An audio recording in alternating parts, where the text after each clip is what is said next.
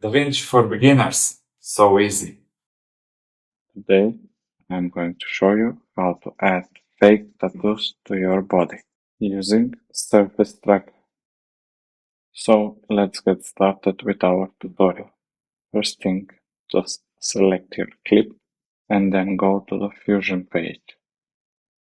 Select Media 1 and open the effects library by Shift and Control. Type Surface Tracker and add it. Make sure the node is selected and also the bounds. Now we need to draw where we want to place the tattoo. Navigate to Track and select Better Quality for better results. And you can press Track back and forward. I will speed up this process so you don't need to wait. By default, this is pretty accurate tracking. Let's grab our tattoo from the media pool and place it above our node. Make sure to connect it to our surface tracker.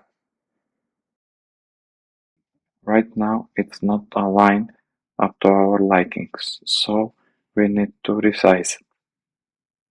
For that, we need to select our PNG and add transform. Select on it, shift space and type transform. Add it.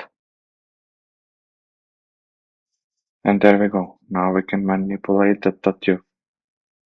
Let's make it smaller and change the X and Y axis.